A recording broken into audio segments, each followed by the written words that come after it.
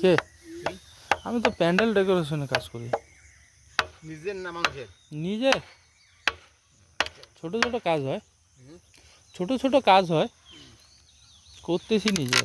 আর ওই sound system আছে, ওগুলো ভাড়া দিই। ওটা কি ব্রিজ বানাইছে নাকি মামা? ও হ্যাঁ, আগের বাইশগুড়ি নাই তো, অনেক কিছু চেঞ্জ হয়ে গেছে, তাই না? ওটাই তো।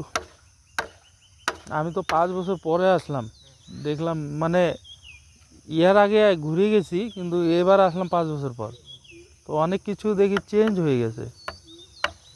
ওইদিকে তো ব্রিজ বানাচ্ছে। ঠিক আছে মামা, আসি।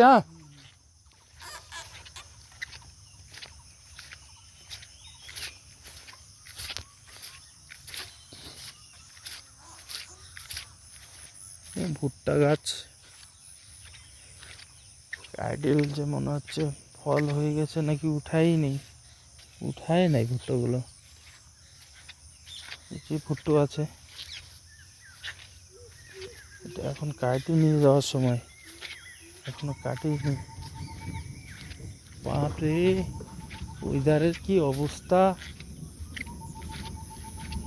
মেঘ ডাকতেছে, যদি বৃষ্টি আসে সব কিছু ভিজে ঠিজে একেকার।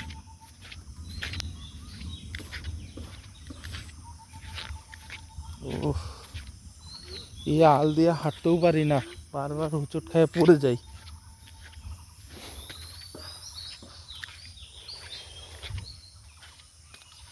চলো এবার নদীতে যাই। নদী যেখানটায় মরা প্রায় মরার ঘাট, সেই সমস্ত জায়গায় যাচ্ছি।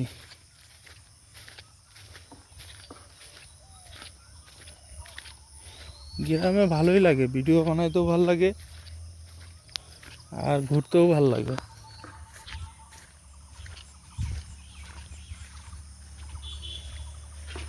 আমি তো গ্রামেরই ছেলে। আমার তো কি বলবো বন্ধুরা, তো কাজের জন্য গেছিলাম, আর কাজের জন্য আর অভাবের জন্য। আমার বাবার একটা সময় ছিল যে খুব অসুখ ছিল, কাজ করতে পেত না। তো আমরা তখন ছোট ছোট ক্লাস 3-তে পড়তাম, তখনকার শিলিগুড়িতে চলে যাই, ওখানটায় কাজকর্ম করি। করতে করতে করতে করতে লাস্টে আমাদের এখানে জমি বিক্রি করে শিলিগুড়িতে গিয়ে মানে জায়গা কিনলাম, ওখানটায় আস্তে আস্তে কাজকর্ম করে বাড়িটা বানালাম কোনো রকম। তখনকার তো টিনের বাড়ি মানে শেষ, টিন আর সাইড দিয়ে ওয়াল। আর এখন তো 3 তলা 2 তলা 4 তলা না বানালে আর হয় না। তো এখন তো আর পারতেছি না, তখনকার এই টিনের বাড়িটাই বেশ ছিল। তো যাই হোক, কপালে থাকলে হবে, আর না থাকলে আর কি। চলো বন্ধুরা, টাটা। ভিডিওটা লম্বা হয়ে যাচ্ছে।